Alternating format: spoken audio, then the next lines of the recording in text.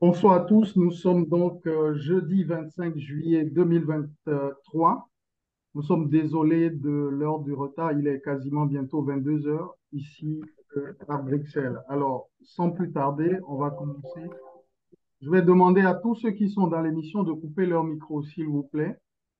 Seuls Françoise Robin et Deo Namujimbo, les invités, gardent leur micro actif. Alors, sans plus tarder, je vais donc, comme je l'ai dit à l'entame, m'excuser auprès des uns et des autres pour le retard, dire que nous parlerons essentiellement de ce livre, La grande manipulation de Paul Kagame. Donc, j'ai le plaisir de recevoir deux journalistes sur ce plateau, Madame Françoise Robin-Germain et également Monsieur Deo Namujimbo. On va commencer par Madame Robin-Germain. Honneur aux dames. Madame, en quelques mots, une brève présentation, s'il vous plaît. Bon, je suis journaliste. J'ai travaillé pour France Culture, le journal de France Culture. Et puis ensuite, je suis passée au journal de presse écrite L'Humanité, et où j'ai été pendant plusieurs années responsable du Proche-Orient. J'ai été aussi correspondante en Algérie pendant 4 ans du journal L'Humanité. Et puis après, je me suis occupée essentiellement des guerres du Proche-Orient, puisque c'est une région où les guerres succèdent aux guerres. Et puis, je me suis ensuite intéressée au Congo, Oui. enfin le Congo belge, ex-belge, puisque je vivais avec un journaliste belge, Luc Beyer-de-Rick, qui a écrit sur la Belgique, mais aussi sur le Congo. Et j'ai écrit avec lui un livre qui s'appelle Congo Mémoire à vif, sur Mhm. le Congo belge et les souvenirs des gens qui avaient vécu pendant la période coloniale et au moment de la décolonisation. Et puis, dans la foulée, j'ai continué à m'intéresser, plus que m'intéresser, me passionner pour ce pays et pour les malheurs qu'il subit depuis tant d'années. Et donc, avec Deo Namujimbo, nous avons entrepris et achevé l'écriture de ce livre que vous avez montré là, qui s'appelle La grande manipulation de Paul Kagame, parce il s'intéresse aux relations entre les deux pays, le Congo et le Rwanda, qui sont malheureusement de mauvaises OK. relations. Merci donc pour cette brève présentation. Même question rapidement à Deo Namujimbo. Une brève présentation, s'il vous plaît. Alors moi, je serai un peu plus bref parce que Françoise a déjà tout dit. Je m'appelle Deona Mujimbo, je suis journaliste, reporter et écrivain, entre autres, originaire de l'Est du Congo et je vis en France depuis, depuis près de 15 ans maintenant. Et comme Françoise l'a dit, j'ai vécu toutes les guerres du Congo. Hein, après, enfin, du génocide, je viens de Bukavu, où tout s'est passé. Donc, et puis, toutes les guerres du Congo, AFDL, RCD, j'étais reporter, j'ai fait des reportages dans tout le Kivu, hein, le nord et le sud Kivu. Et donc, je suis arrivé en France dans des conditions un peu particulières. Je ne sais pas si on va l'évoquer. Mais après, j'ai constaté qu'en France, on ne connaît rien de mon pays d'origine, le Congo. Je dis d'origine parce que j'ai la double nationalité aujourd'hui, même si hypocritement, on dit que le Congo, il n'y a pas de double nationalité. Moi, je serais congolais jusqu'à ma mort. Personne n'a le droit de me le refuser. Et donc, avec François Germain Robin, et on a lu, hein, j'ai lu il y a 2 ans, un livre de La Traversée, ça s'intitule, de journaliste français Patrick de Saint-Exupéry, qui écrit qu'il a fait une traversée de Bukavu dans les camps de réfugiés, des réfugiés Hutus, qui ont été massacrés, mais sauvagement massacrés en 97 sous mes yeux, dont j'ai enterré beaucoup. Et puis, il est allé, Patrick de Saint-Exupéry, on ne sait pas pour quels intérêts, il est allé jusqu'à Bandaka, où les réfugiés ont été massacrés, rwandais, hein, réfugiés rwandais qui étaient réfugiés, ont été massacrés par dizaines on ne saura jamais le chiffre exact de toute façon, qui ont été noyés dans le fleuve Congo, mangés par les léopards, dans les forêts du Congo, qui sont plutôt cruelles, vous savez. Et donc, ce livre m'a révolté quand il a écrit ça. Il n'a rien vu. L'armée rwandaise n'a jamais tué personne pendant que je les ai enterrés par milliers, par centaines. D'où j'ai eu l'idée d'écrire ce livre qui, La grande manipulation de Paul Kagame, ce n'était pas le titre initial en fait, pour démentir un peu, pour rétablir la vérité contre ce que raconte M. de Saint-Exupéry, que je respecte comme journaliste, mais là je ne sais pas quelle mouche l'a piqué, pour quels intérêts il a écrit ce livre. Et Françoise, comme elle vient de dire, elle s'intéresse de plus en plus au Congo, à son Mhm. peuple. Elle m'a suivi dans cette aventure, donc c'est comme ça qu'on a écrit ce livre. Donc, je peux dire ça donc en guise de présentation du petit personnage Ok, qui s'appelle Dieu. merci, Donc, merci pour Déo. introduire. Ok, merci beaucoup. Je vais vous demander vraiment d'être très succinct, s'il vous plaît. Le temps file, il est déjà 22 heures. Donc, on va commencer par vous, Deo Namujimbo. Alors, dites-nous pourquoi vous intitulez votre ouvrage La grande manipulation de Paul Kagame. Comment vous est venu ce Écoutez, titre? Qu'est-ce que vous avez voulu démontrer? je veux démontrer par là, et pas moi seul, hein, mais Françoise, je veux démontrer par là deux choses. La première chose, c'est qu'il il faut rétablir la vérité. Monsieur Kagame, je veux dire, le régime de Kigali, qui est au Congo, exploite le Congo, les richesses du Congo, mais pas exploiter seulement les richesses, mais en massacrant les Congolais, après avoir par dizaines de millions. Personne ne saura jamais les chiffres exacts, même si certains confrères écrivains citent des chiffres, mais on n'aura jamais la preuve. Okay?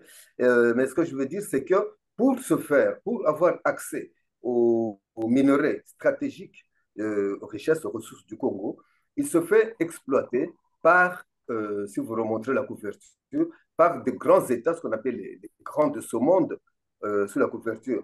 On voit bien que Kagame, monsieur, donc le régime de Kigali, est exploité par les Royaumes-Unis, par la France, par la Grande-Bretagne, qui l'a mis au pouvoir, par la Grande-Bretagne, c'est le Royaume-Uni, pardon, mais par l'USA, mais aussi par l'ONU, l'Organisation des Nations Unies, qui, à travers son exemple, l'ONU, la force de l'ONU, la MONUSCO, MONUSCO, ils sont au Congo depuis 22 ans, mais on se demande ce qu'ils font parce qu'on continue à violer nos mères et tout. Ce sont ceux-là qui manipulent Kagame, qui, à son tour, manipule et massacre les Congolais. Voilà, pour répondre à votre question, c'est ça l'idée non seulement du titre de ce livre, mais aussi du dessin, du schéma que vous voyez. Je ne sais pas si j'ai été assez clair. Il y a les puissances de ce monde, les multinationales, qui manipulent M. Kagame, qui lui donnent tous les moyens.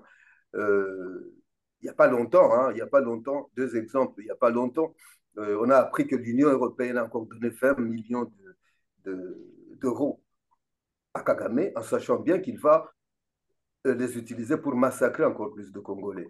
D'accord. Maintenant, c'est la France qui manipule M. Kagame, comme elle ne peut plus envoyer des mercenaires On en va y Afrique. revenir. Si, s'il te plaît, Déo, on va revenir étape par étape, mais vraiment, on va à l'essentiel. Question-réponse, question-réponse, et on avance de façon vraiment concise. Alors, Françoise Robin-Germain, on vient d'écouter C'est donc Germain Déo. Robin, hein? Germain Robin. Ok, c'est pas l'inverse. Donc, c'est Germain Voilà, Robin. c'est pas grave. Ok. Alors, on va dire, Déo vient de nous rappeler la genèse donc du titre, La grande Oui, manipulation. oui. Vous, de votre côté, qu'avez-vous ajouté donc à la Ben, présentation que vient de faire Déo avant qu'on entre sur le titre, si c'est sur le titre, en fait, c'est en revisitant l'histoire des relations entre le Congo et le Rwanda depuis le génocide de 94, en fait, on s'est rendu compte que M. Kagame, évidemment, il n'était pas tout seul pour conquérir le Rwanda en venant de l'Ouganda, où il Mhm. était réfugié, et, et il était armé, financé, et disons, conduit par des grandes puissances sans lesquelles il n'aurait jamais pu faire tout ce qu'il a fait et tout ce qu'il continue à faire. Donc il y a derrière lui, il y a les États-Unis, la Grande-Bretagne essentiellement, Mhm. puis d'autres, sans doute l'Allemagne a joué un rôle, plusieurs États européens ont joué un rôle, l'ont aidé à prendre le pouvoir. Et s'ils ont aidé Kagame à prendre le pouvoir, c'est ils y avaient intérêt et ils continuent à avoir intérêt à le soutenir dans le Ok. rôle qu'il joue. Il joue un espèce de rôle de pivot en Afrique centrale en Mhm. servant les intérêts de ses puissances et de ses multinationales en même temps que les siens, puisque lui, il est sans cesse renforcé par tout l'argent qu'il reçoit et tout le soutien qu'il reçoit de ces grandes puissances. Voilà. C'est ça D'accord. l'idée. C'est ça l'idée. Très bien. Alors, qui est Paul Kagame? En quelques mots, si vous devez nous le présenter pour ceux qui ne connaissent pas très bien donc Bien, l'origine. c'est un enfant d'une famille aristocratique de l'aristocratie rwandaise et même en fait très apparenté à la famille royale. Je crois que la dernière famille royale qui est régnée au Rwanda, et je Mhm. crois que sa mère était la sœur de la dernière reine. Bon, après, il y a eu une révolution en 1959-60 qui a balayé la monarchie et les Tutsis de l'entourage de la monarchie et les aristocrates qui dirigeaient le pays ont fui, la plupart en Ouganda. Il y a une partie de la population Tutsi qui est restée bien sûr au Rwanda. Mais donc Kagame a fait partie de ces réfugiés Tutsis qui sont allés en Ouganda, où il est arrivé, il était tout petit enfant, il a fait toute son éducation, l'armée, il est monté en grade, il s'est allié avec Monsieur Museveni pour l'aider à prendre le pouvoir, avec ses amis réfugiés Tutsis. Et puis, après quoi, euh, un prêté pour un rendu, Museveni l'a aidé à prendre le pouvoir au Rwanda, à revenir au Rwanda avec son armée, Mhm. et à l'époque considérée comme une armée ougandaise, en tout cas par la France. Ils venaient D'accord. tous, voilà. OK. Monsieur Alors, Kagame a pris le pouvoir et il l'exerce avec d'accord. force. OK. Alors, Deo Namujimbo, comment est-ce que la crise à l'Est démarre, ce qu'on appelle la guerre à l'Est du Congo, et ensuite, avant la guerre à l'Est, le génocide rwandais, les événements qui ont amené Kagame à prendre le pouvoir. Est-ce que vous pouvez nous relater un peu tout cela jusqu'à la guerre à l'Est qui amène donc Laurent Désiré Kabila au pouvoir? Alors, merci beaucoup pour la question. Ce que je peux en dire, c'est que, comme vient de dire Françoise, l'APR, hein, donc ce qui est devenu l'APR, un groupe de militaires Tutsis qui étaient réfugiés en Ouganda, qui ont grandi, était dans le maquis. Ils ont aidé M. Museveni en janvier Alors, 80, l'APR, c'est l'armée patriotique rwandaise, l'armée patriotique rwandaise, qui est donc euh, le bras armé du Front patriotique de FPR, rwandais. du Voilà, Front patriotique rwandais. le Ouais. parti de Kagame. Donc, ouais, donc ces jeunes Rwandais qui étaient menés par Fred Rwigema, ils ont aidé M. Museveni à prendre le pouvoir en Ouganda. Et donc M. Kagame a été chef des renseignements de M. Museveni. Et après, ils ont, comme l'a dit Françoise au début, Kagame, il est de la famille royale. Il a toujours rêvé de revenir au Rwanda pour continuer à exercer, peut-être installer la monarchie. Il a installé la monarchie. Maintenant, il est le roi du Rwanda. C'était son ambition. Et pour revenir, il a été aidé par l'armée ougandaise. Il est entré au Rwanda. Il a commencé, c'est l'armée de la paix qui a commencé à massacrer des gens, à installer son hégémonie, d'où la population Hutu et Tutsi qui étaient restés, ils se sont sentis menacés. Il y avait trop d'exactions et c'est comme ça on s'est servi de l'attentat contre l'avion du président Abiyarimana le 6 avril 1994 et tous les deux côtés ont vu qu'il y en avait marre. C'est ça le génocide du Rwanda. Après le génocide, les Hutus ont fui au Congo dans les camps de réfugiés.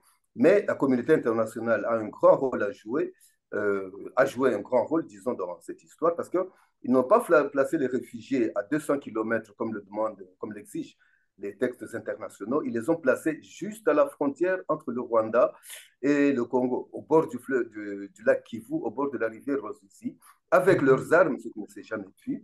Avec les Hutus ont pillé toutes les structures du Rwanda, les ont amenés au Congo. Ils se sont mis à s'attaquer, de faire des raids, des bombardements sur le Rwanda qui était maintenant présidé par Kagame.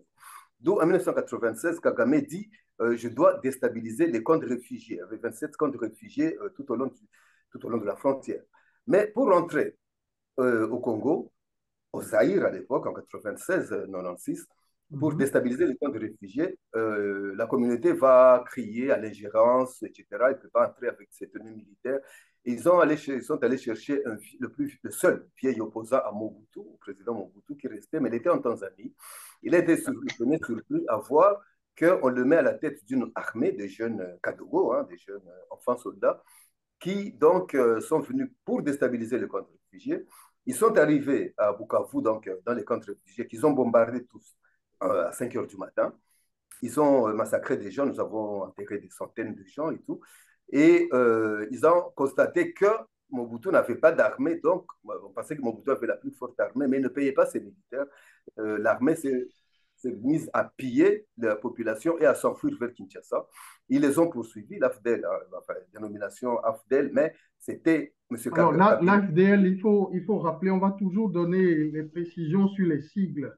L'AFDL, D'accord. c'est l'Alliance des AFDEL, forces, AFDEL, c'est l'Alliance l'Alliance des des forces forces démocratiques démocratiques de de la libération du libération. Congo. Pour la libération du Congo, on oublie, ça devait être AFDLC, on oublie le Congo, donc Armée des forces démocratiques pour la libération. Chapeauté par un porte-parole qui s'appelait Laurent Désiré Kabila, mais en vérité, il faisait son allégeance à Paul Kagame, ok, pour déstabiliser les camps de réfugiés. On constate que Mobutu n'a pas d'armée, donc on se dit on peut prendre Kinshasa. Kabila, c'était un revanchard pendant 30 ans. Il était dans les maquis, il avait peur de Mobutu, mais il se rend compte qu'il peut marcher sur Kinshasa. Pendant 7 mois, ils ont marché à travers les forêts. Mobutu était abandonné par son armée, qu'il n'était pas surveillé, qu'il n'était pas payé. Et c'est comme ça qu'ils sont entrés jusqu'à Kinshasa. Je crois qu'ils ont fait partir Mobutu le 17 mai 1997 ou 97, comme vous préférez. Donc je crois que si j'ai bien répondu à la question, sinon on peut donner d'autres précisions. Ok, ok. Alors, Françoise, dans le livre, donc vous expliquez très très bien, donc dans le livre La Grande Manipulation, est-ce que vous pouvez revenir sur la guerre à l'Est, éventuellement sur les éléments que vient donc de développer Deo Namujimbo, comment est-ce que les populations sont massacrées, quelle est la stratégie qui est derrière cette terreur vis-à-vis des réfugiés, notamment des camps de réfugiés, Tingi-Tingi, d'autres, etc., où des centaines de milliers de réfugiés sont exterminés. Effectivement, vous l'avez dit, c'est une stratégie de la terreur. Kagame a imposé sa domination tant à l'intérieur du Rwanda, d'ailleurs, parce que ça, on n'en parle pas assez, que dans l'est du Congo, par la terreur, en terrorisant les populations. À l'intérieur même du Rwanda, quand on en parle un peu dans le livre, mais ça vaudrait la peine d'en parler davantage, les réfugiés qui sont rentrés, parce qu'il y a une partie, je crois qu'il y avait 2 millions de personnes qui ont quitté le Rwanda après le génocide, qui se sont réfugiés pour l'essentiel au Congo, mais aussi dans d'autres pays. Et il y en a une partie, disons 600, 700 000 qui sont revenus au Rwanda après, mais on sait qu'ils ont été fort maltraités, qu'ils ont pas, souvent ils n'ont pas retrouvé leur propriété, qui avaient été prises par ceux qui venaient de l'Ouganda, et beaucoup ont été mis en prison, ont été plus ou moins jugés parce qu'il y avait des jugements qui étaient faits à toute allure. Il y avait tellement de gens à juger que il y avait pas d'avocat, il n'y avait pas de défense, enfin des conditions très difficiles. Et, et tout ça, c'était pour imposer un pouvoir, mais un pouvoir très très fort, qui dure encore aujourd'hui. Le pouvoir de M. Kagame est un pouvoir dictatorial. Il n'y a pas d'opposition permise. Les gens qui contestent sont poursuivis, quelquefois assassinés. Il y a le livre de Michael Arwang, Assassin sans frontières, qui explique très bien tout ça, cette stratégie. Donc, c'est une stratégie de la terreur, effectivement, s'imposer en terrorisant les populations, en éliminant les ennemis au maximum, ceux qu'on considère comme ennemis d'ailleurs. C'est pas forcément prouvé que ce soit des ennemis, mais ceux qu'on considère même comme des ennemis potentiels, donc les Hutus, qui étaient tous considérés comme génocidaires, ce qui est complètement aberrant. Certes, il y avait des génocidaires. Déo l'a dit tout à l'heure, ceux qui, depuis les camps de réfugiés, s'étaient essayé de reprendre le pouvoir et avaient participé au génocide.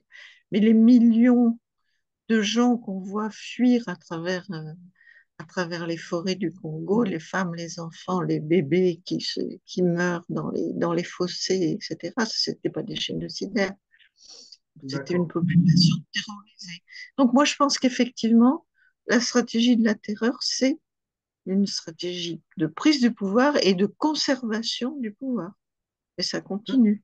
Très bien. Alors, dites-nous, Françoise Germain, Oui. pourquoi est-ce que la communauté internationale, malgré tous ces crimes, continue d'apporter son soutien à Paul Kagame? Commençons déjà par d'abord les États-Unis. Bah, les États-Unis, ceux qui étaient à l'origine de cette reconquête du pouvoir par Kagame, parce que avant, leurs amis, ils ont toujours leur faut toujours un pivot local pour défendre leurs intérêts dans chaque région du monde. Alors, en Afrique centrale, c'était Mobutu pendant longtemps. C'est eux qui l'ont mis au pouvoir après avoir fait assassiner, participer à l'assassinat de Lumumba. Et ils se sont servis de lui pour euh, leur politique de domination impérialiste de l'Afrique centrale et des Grands Lacs, jusqu'au jour où ils ont considéré qu'il était plus assez fort. Mobutu était malade, Deoladi, son armée était en déliquescence totale. Il n'était plus un allié sûr. Il en fallait un autre. Et ils ont choisi euh, Paul Kagame, qui Ah, jusqu'à pardon. maintenant se montre effectivement très, très efficace. Et qu'est-ce que Kagame apporte aux Américains? Avant qu'on ne écoute également Deo Namujimbo sur le soutien des grandes puissances, prenons les Britanniques et les Anglais. Qu'est-ce qu'il leur apporte? Par exemple, De toute façon, là, c'était une zone, oui, très amie avec Clinton. Je vois la photo, là. C'était vraiment le, le baby de Clinton. Mais ce qui leur apporte, d'abord, c'est une zone d'influence partout dans chaque continent. Et les États-Unis ont besoin d'avoir une zone d'influence pour leurs intérêts économiques et aussi stratégiques. Et donc, après Mobutu, ils ont choisi Kagame. Et mais maintenant, ils ont commencé un petit peu à le critiquer, mais sans lui enlever leur soutien, notamment financier et militaire. Mhm.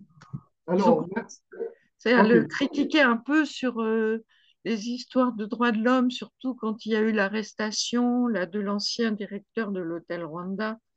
Je ne sais jamais dire son nom, je me trompe à chaque fois. ouais, Euh, c'est Paul Roussé-Sabagida. voilà, c'est ça. Et là, quand il a été enlevé par le régime de Kagame, et Mhm. enlevé, emprisonné, jugé et condamné à la perpétuité, bah, À 25 ans de prison, oui. Alors les là, Américains. on le voit avec Bill Clinton, on le voit avec Tony Blair, l'ancien Premier ministre Oui, donc, oui. de la Tony Blair Grande-Bretagne. aussi est un très grand ami de Paul Kagame, c'est son principal conseiller. Et, Et également le patron de Microsoft, donc Bill Gates. ouais, c'est euh, ça. Mais donc, également. c'est une zone d'influence Oui, américano-britannique oui, et qu'ils Madame tiennent à Germain, garder aussi pour des raisons géostratégiques, mais aussi pour, pour des raisons économiques. C'est l'Afrique, Mais et particulièrement le Congo, oui, c'est l'Eldorado des terres rares, du cobalt, de tout ce dont on a besoin dans l'industrie de la téléphonie, des ordinateurs, de l'aviation et tout ça. Donc c'est très, très important. On dit maintenant, souvent, on dit qui contrôle cette région contrôle le monde. D'ailleurs, on voit qu'il y a une grosse rivalité actuellement entre les États-Unis et la Chine sur cette région. d'accord, oui, mais on est d'accord avec votre explication, mais qu'est-ce qu'un pays comme le Rwanda qui fait 28 000 kilomètres carrés, donc c'est-à-dire qui fait même pas la moitié de la province du Kivu, des deux Kivu réunis, mais Oui. comment expliquer un si petit territoire soit aujourd'hui porté par les grandes puissances internationales? Deona Mujimbo, est-ce que vous voulez ajouter quelque chose à cela sur le soutien des puissances internationales à M. Kagame? Alors, on va écouter donc Deona Mujimbo, votre micro, s'il vous plaît. Est-ce que vous pouvez l'activer? On l'entend pas. Vous m'entendez là? Oui, Oui, on vous entend. Bon, Qu'est-ce que, alors d'accord, je vais aller brièvement hein, parce que vous m'avez demandé d'être bref. La question, qu'est-ce qui motive, enfin, qu'est-ce qui explique qu'un petit pays comme le Rwanda puisse s'asseoir pendant plus d'un quart de siècle sur un géant comme le Congo? Cela s'explique pour moi hein, par deux choses. D'abord, ils ont, comme vient de le dire Françoise, comme je l'ai dit avant, ils ont le soutien des manipulateurs que vous avez dit sous la couverture. Vous vous souviendrez que depuis maintenant plus de 25 ans, l'armée congolaise est sous embargo. Elle vient de lever l'embargo, mais ils n'avaient même pas le droit de se défendre. Ça, c'est donc. Depuis Mobutu, deuxièmement, il n'y a plus d'armée au Congo, en fait. C'est des affairistes, c'est des généraux qui sont devenus des généraux fainéants, je veux dire. Ils n'ont plus, ne s'entraînent même plus, et c'est des généraux qui sont là, mais qui ne sont plus formés pour la guerre. Et donc, M. Kagame, on lui donne des armes. Il entre, le Kabarebe le dit, hein, le général Kabarebe, qui est chef, enfin, un des grands chefs militaires, il dit qu'il entre au Congo comme dans un ventre mou, comme s'il allait en vacances. Une troisième chose, la communauté internationale a lâché le Congo. Lâché, je ne sais pas. Ils sont au Congo, la MONUSCO, mais on se demande, avec 19 000 militaires, qu'est-ce qu'ils font depuis 25 ans? Parce qu'on continue à violer les femmes, on continue à brûler les villages, on continue à avoir chaque année des déplacés de guerre. Tout ça pour se servir, pour permettre à M. Kagame de se servir au Congo, parce qu'il se sert, c'est une bijouterie le Congo, c'est une bijouterie à ciel ouvert, sans personne pour la protéger. Troisième chose que je peux dire rapidement, c'est qu'aujourd'hui, nous avons un président, peut-être, je ne sais pas, hein, je ne parlerai pas pour le président, mais nous avons des autorités qui aimeraient bien, d'abord la population, elle aimerait bien que le Congo soit enfin stable. Mais les généraux, les officiers supérieurs, ceux qui ont des fonctions importantes, c'est des gens qui, depuis le président Joseph Kabila, ont été, et d'abord depuis son père, Laurent Désiré Kabila, des officiers généraux qui sont au pouvoir aujourd'hui, ils ont été installés par M. Kagame. Ça veut dire quoi? Ça veut dire que même si les petits hommes de troupes voudraient se battre, mais ils n'ont pas la clé des arsenaux, ils n'ont pas de poste de décision. Ils peuvent bien se battre, mais les généraux ont été installés par celui-là même qu'ils sont appelés à combattre demain. Comment voulez-vous D'accord. gagner? OK. C'est ça, je peux ramasser ça comme ça. D'accord. Alors, une autre question, Deona Mujimbo. Vous vivez en France, hein, vous êtes franco-congolais, vous l'avez dit. Qu'est-ce qui explique, on va poser la même question à François, le rapprochement entre Macron et puis donc Paul Kagame, en sachant que la France a été accusée par les autorités rwandaises d'être complice du génocide. Et comment s'explique aujourd'hui donc ce qu'on peut appeler une sorte de réconciliation entre les deux? Quelle analyse vous en faites? Je crois que vous en parlez dans le livre également. Absolument.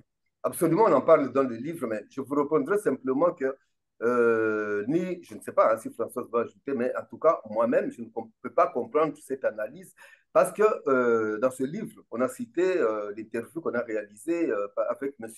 Pierre Laurent, qui est vice-président du Sénat français. Pierre Laurent nous dit que lui-même, le Sénat français, donc la population française, ne comprend pas comment M. Macron, après après tous les tumultes qu'il y a eu entre les désaccords entre le Rwanda et, et la France. Mais M. Macron se permet d'aller se réconcilier avec la France sans en parler, même pas au Sénat français. Dans ce livre, il y a une lettre ouverte, je ne sais plus comment on appelle, que le Sénat a écrite à M. Macron, expliquez-nous comment vous pouvez vous servir de M. Kagame pour protéger les intérêts de Total Énergie au Mozambique ou les intérêts d'autres compagnies dont je n'ai plus les têtes en Centrafrique.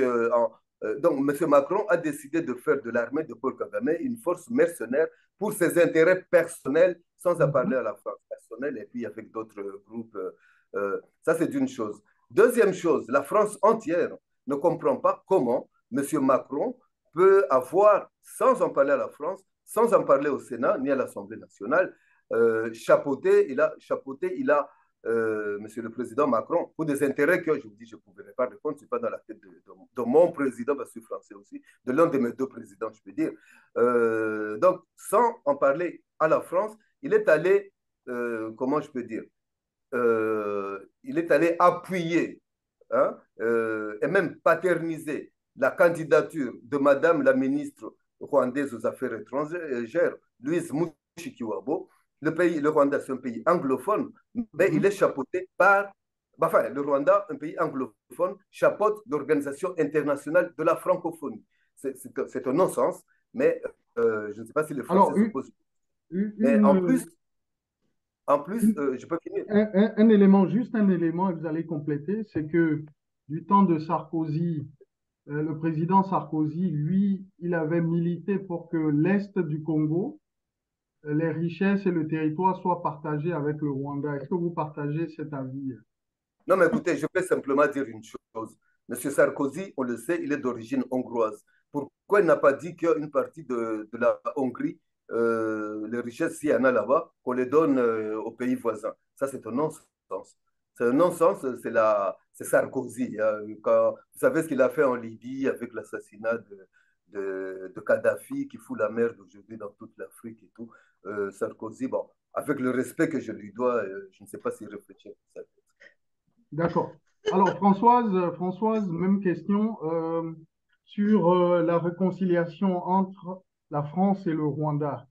Vous qui êtes Oui, journaliste, qui suivez cela, dans le livre, vous en parlez. Qu'est-ce que vous avez envie d'ajouter sur ce que vient de dire votre confrère? oui, bon, c'est une. Bon, Sarkozy, il a commencé. C'est vrai qu'il a commencé déjà à cette époque-là, quand il était président, à approcher le Rwanda à un moment où les relations entre la France et le Rwanda étaient carrément rompues. C'est lui qui a commencé à remettre les choses un petit peu, améliorer la situation. C'était d'abord parce que c'est un atlantiste, il a toujours soutenu la politique des États-Unis, donc il n'y avait pas de raison qu'il fasse autrement. Et il essayait de se rapprocher aussi pour des raisons économiques, toujours pareil, hein, toujours les mêmes raisons. Il y a ces fichus minerais du Congo sur lesquels il faut absolument mettre la main, et tout le monde essaie, pas seulement, pas seulement la France, pas seulement les États-Unis, la Chine, la Russie peut-être pas encore, mais ça pourrait venir. On n'a pas encore parlé vraiment de Wagner par là-bas, mais ça pourrait arriver. Donc il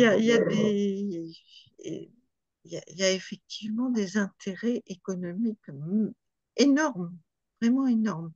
Et en ce qui concerne Macron, il a suivi les conseils, la même ligne politique qu'avait initié Sarkozy, et il a tout fait pour effectivement être ami avec Kagame et pouvoir utiliser son armée. Parce que, bon, le Rwanda, c'est un petit pays, comme vous l'avez dit, ça fait la taille d'un département français. Et il y a 10 millions, 12 millions d'habitants, enfin c'est tout petit. Mais ils ont une armée très puissante, bien qu'ils soient petits. C'est un pays surpeuplé, donc qui a toujours essayé d'avoir un peu des extensions en dehors de ses frontières, d'avoir de la population qui est migrée en dehors de ses frontières, que ce soit au Congo, au Burundi, ou ailleurs. Et maintenant, ils ont passé un accord avec le Congo-Brazzaville aussi pour envoyer des paysans, soi-disant, pour cultiver les terres là-bas. Mhm. Et donc, voilà, leur force, c'est leur armée, c'est les hommes, c'est ces jeunes hommes qui vont se battre un peu partout, euh, au Congo, au Mozambique, au bénéfice de Total, en Centrafrique, où ils ont remplacé l'armée française, dont les Centrafricains ne voulaient plus. Euh, voilà, Ils sont présents peut-être aussi donc demain, au pardon, Bénin, peut-être, et en Afrique de l'Ouest.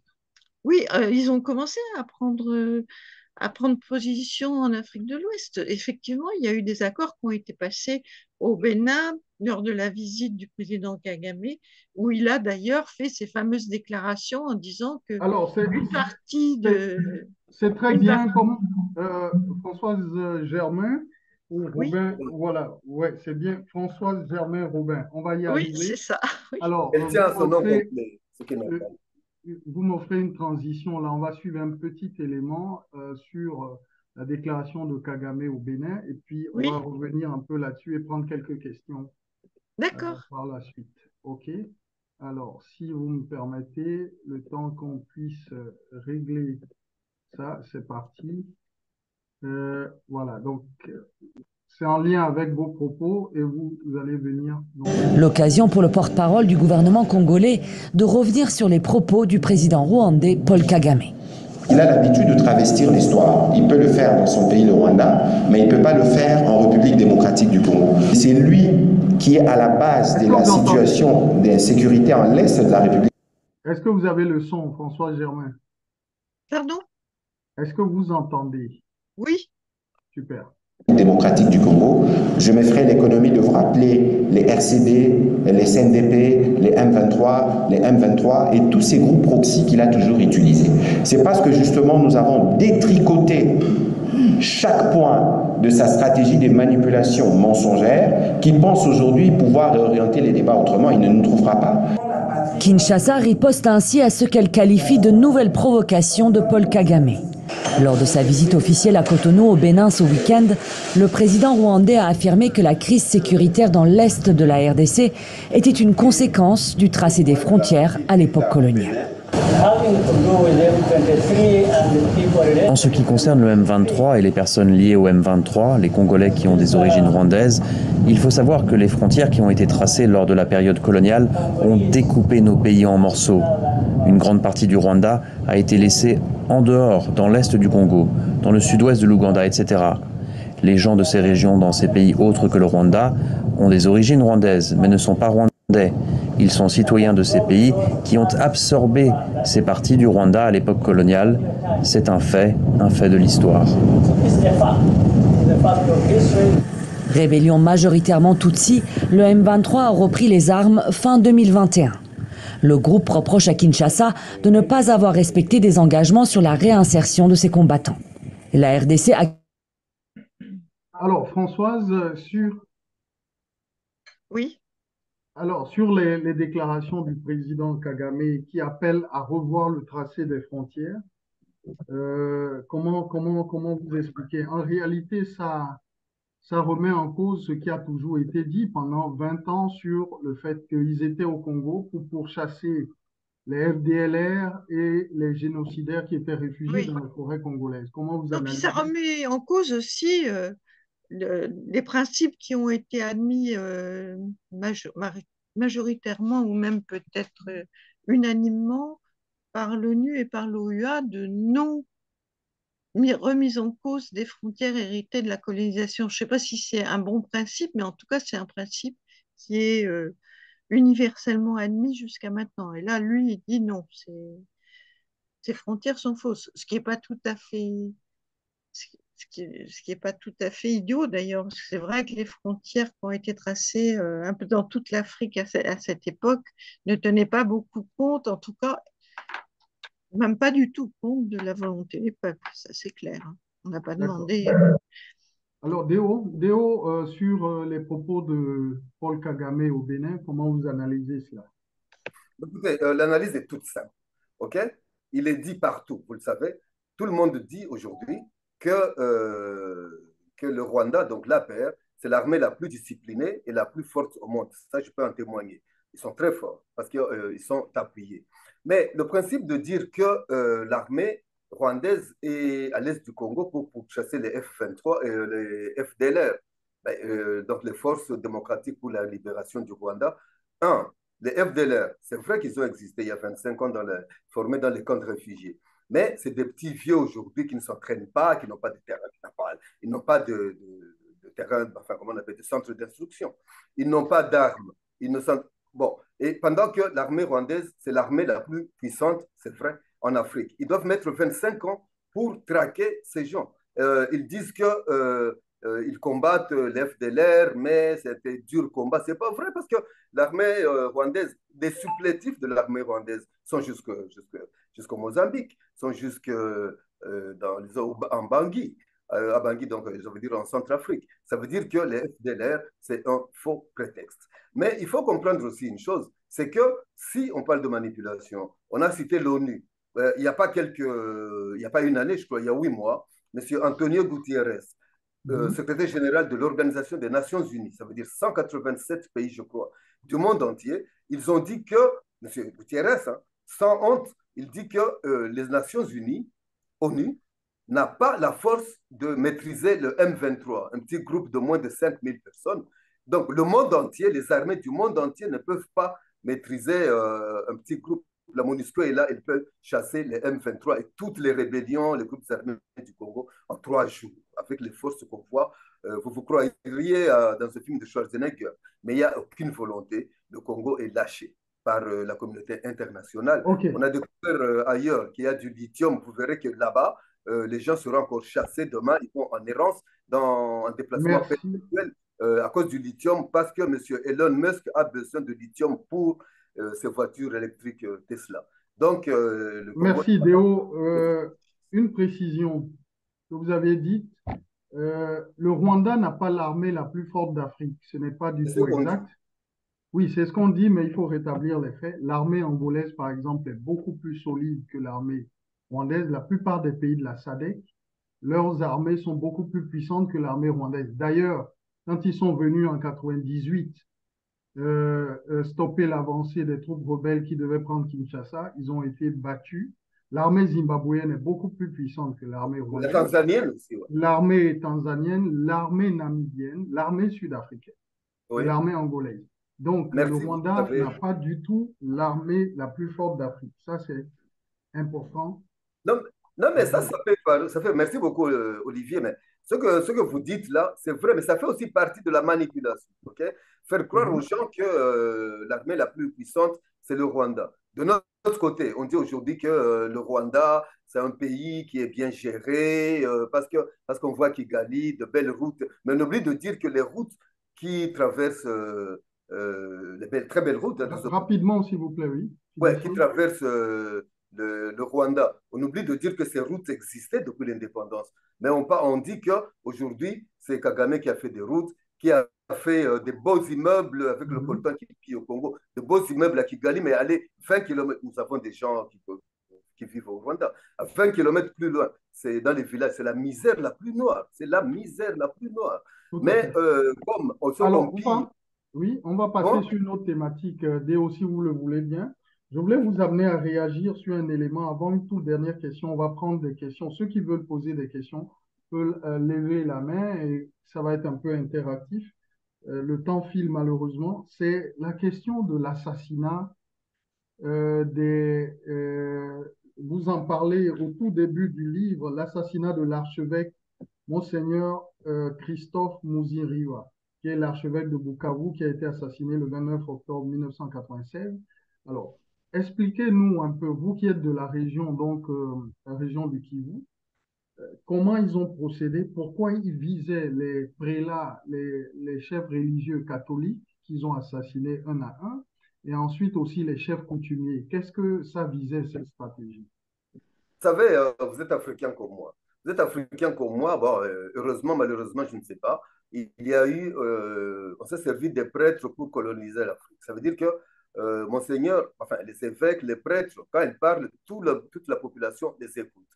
Le seul tort de Monseigneur Muziro, c'est qu'il était au courant qu'il y avait une agression, ok, du Rwanda. Il y avait des infiltrations. On entendait chaque soir des coups de feu. On découvrait chaque matin des cadavres. Monseigneur Muziro a dit, moi, je suis non seulement du Kivu, mais je suis catholique. J'allais à l'église. Je voyais Monseigneur Muziro qui disait, faites attention, ce n'est pas de la simple insécurité. Ceux qui tirent les balles tout le temps, ce ne sont pas les militaires indisciplinés de Mobutu, du général maréchal Mobutu, mais il y a une agression rwandaise. Il donnait des preuves, ok? Et c'est pour ça que Monseigneur Mizira a été la première personne qui a été assassinée à l'entrée de l'AFDEL, donc de l'APR, Armée patriotique rwandaise, à Bukavu. La deuxième, moi je travaille à la radio Agatasha. C'est la radio Agatasha qui a été pillée et bombardée la première parce qu'on travaillait on travaillait pour aider les réfugiés Hutus. C'est ça la stratégie de M. Kagame. Comme les prêtres sont suivis, il faut les éliminer. Comme ça, la population n'aura pas droit de savoir la vérité. Et les chefs coutumiers, s'il vous plaît. Mais les chefs coutumiers sont les tenants du pouvoir. Okay? Quand on chasse les chefs coutumiers, c'est comme dans l'armée. Dans l'armée, quand vous avez remarqué, je ne sais pas, vous n'avez jamais fait la guerre, mais dans l'armée, quand il y a une guerre, personne ne porte les grades. Parce que l'ennemi va chercher à se saisir du général. Une fois que le général est saisi ou le chef de l'armée, les autres sont démobilisés. Quand on se saisit du chef coutumier, on le fait taire. Ils ont remplacé les chefs coutumiers par d'autres que le président Laurent Désiré Kabila a nommés. Mais les vrais chefs coutumiers, ils n'étaient plus là. Ils étaient assassinés, ils avaient fui. Comme ça, la population n'a plus de repères. C'est tout ce que... Ok. Alors, Françoise, sur l'assassinat des prélats catholiques, à la fois au Rwanda, mais aussi à l'est du Congo, ainsi que les chefs coutumiers, qu'est-ce que vous avez à dire là-dessus avant qu'on embraye sur la dernière question liée à l'impunité de Kagame au niveau international? Non, je n'ai rien à ajouter à ce qu'a dit Déo en ce qui concerne les prêtres. Effectivement, c'est quelque chose dont on a très très peu parlé. Là, j'ai découvert un peu ça en faisant ce travail pour le livre, mais il y a eu même des prêtres espagnols, canadiens. Il y avait je sais pas, effectivement pour affaiblir, je pense, la population. C'est un des moyens de cette politique de terreur dont j'ai parlé tout à l'heure. Assassiner des prêtres, des prélats, ça impressionne tous ceux qui les suivent aussi, ça fait peur. Alors, Ça veut dire qu'on a peur de rien. Si vous permettez, Olivier, si je peux ajouter quelque chose. Allez-y, allez-y. Ouais, il n'y a pas que le prêtre, c'est vous dire. Si j'ai parlé des chefs militaires et des Moamis, par exemple, bon, aujourd'hui, il y a une stratégie de viol des femmes. Des viols, ça veut dire quoi? Même des hommes aussi, voyez-vous. Vous êtes chef de famille, on vous viole devant vos enfants et tout, vous n'avez plus rien à dire. Les enfants, ils sont des accès. Bon, parce qu'un enfant, il croit que papa, c'est l'homme le plus fort, il va me défendre. Mais il y a une stratégie de violer les femmes devant leurs enfants, devant leur beau-père et tout. C'est une façon de faire taire les gens, quoi, voyez-vous. Il y a des gens qui se sont suicidés parce qu'on a violé leurs femmes devant eux. Et là, docteur Mukwege le combat ça, mais c'est une arme de guerre, en fait. C'est une arme de guerre. Assassiner la terreur, comme ça, le reste de la population n'a plus de repères, n'a plus personne pour la défendre. Ok, merci. Alors, à part Monseigneur Muziriwa, il y a eu effectivement Monseigneur Emmanuel Kataliko et Charles Kambale Mboga, qui a également été tué. Vous en parlez très bien dans le livre. Alors, revenons maintenant sur Françoise Robin, sur l'impunité. Vous avez rencontré, je crois, Emma Bonino, qui était haute commissaire. Oui. Alors, qu'est-ce qu'elle vous a fait comme confidence sur l'impunité dont jouit Kagame et puis ses lieutenants? Pourquoi est-ce qu'au niveau international, Kagame, malgré tous les rapports qui l'incriminent à l'est du Congo comme au Rwanda, pourquoi il est toujours soutenu et pas poursuivi? Ouais, non. Emma Bonino, la pauvre, elle a vécu une expérience très douloureuse dont elle nous a parlé. Effectivement, on est allé la voir chez elle à Rome et elle a vécu cette expérience terrible. Elle est sur place pendant les massacres des réfugiés Hutus au Congo. Et Elle a vu Tingi Tingi, où il y avait à peu près 280 000 personnes entassées qui mouraient de faim, les enfants tombaient comme des mouches et lui ont crié à manger, à manger, à manger quand ils l'ont vu débarquer.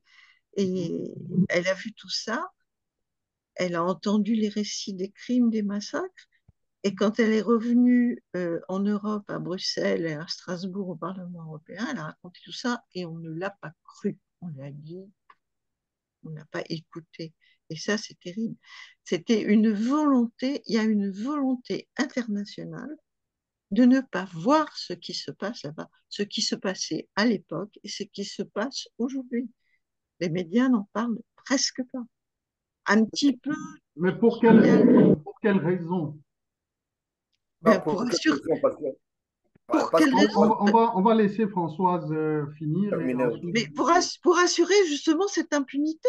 Si on ne parle pas des crimes, après, il n'y a pas besoin de punir les coupables, on ignore le crime. Donc, on ne va pas chercher le coupable et le punir. D'autant plus quand le coupable, comme tout à l'heure l'a bien dit Déo, le coupable, il est un officier supérieur, un général ou un ministre dans le régime congolais comme dans le régime rwandais. Donc, c'est D'accord. beaucoup plus facile de fermer les yeux. Fermer les yeux, c'est la meilleure façon d'assurer l'impunité. OK.